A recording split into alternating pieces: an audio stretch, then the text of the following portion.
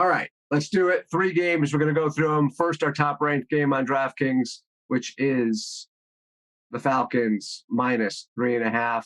Themes here basically, Detroit has lots of injuries. Chris Raybon from the Action Network. By the way, this game was produced note wise by the pit boss, Chris Easter. We're actually going to give some props to the guys that pulled the notes from each particular show because they do deserve it. PMAC, Patrick McQuillan. I don't know if he calls himself PMAC, but I started calling him PMAC. He collected these notes from the Action Network. Chris Raybon likes this pick primarily because of the injuries that Detroit has sustained in their loss last week to Seattle. I won't go through all the names, but key players on the offensive line are all either out or questionable. Atlanta has been able to generate pressure this year, way more than last year. That could be a key factor against an injured Detroit team.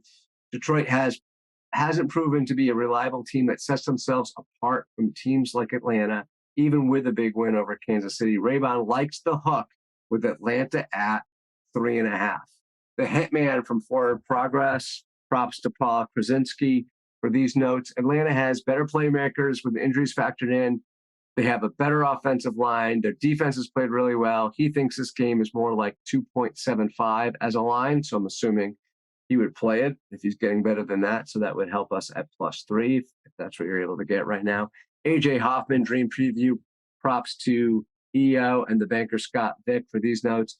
Gibbs, who's never had a full workload, is now the only running back without Montgomery playing. Lions have only 1 sack this year.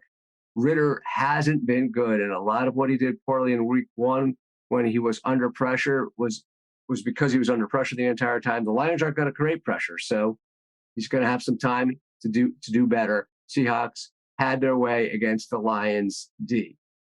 And Mike Lombardi from the GM Shuffle, compliments to our golf pro, Toby Baldwin, for putting this together. All of Atlanta's numbers, offensively and defensively, are better than Detroit. Atlanta should be the favorite here, according to Mike Lombardi. Arthur Smith will scheme the run well. Atlanta is better than you think they are. Now, there was dissent here, Greg, and some good ones. First, Fezzik from the Dream Preview. Atlanta and Detroit are comparable teams, but Detroit needs this game like blood after home loss. I'm not huge on that handicap, but this is the one I really liked from Tony Not Soprano, who put the notes together on Gil Alexander's Beating the Book. This is what Gil says. Detroit is beat up after the loss last week, but the pendulum has swung too far. He thinks this line is an overreaction to their loss. He thought the number should be Detroit -7. It was 4.5 on Monday. It's already dropped to 3. He thinks this is an overreaction on recency bias.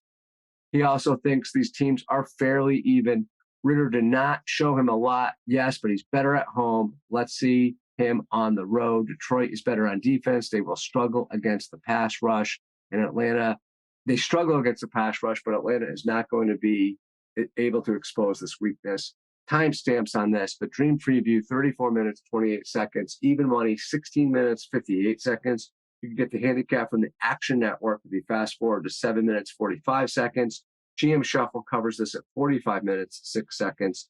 Forward Progress covers this at 50 minutes, 22 seconds. And Beating the Book covers it at 34 minutes and 41 seconds.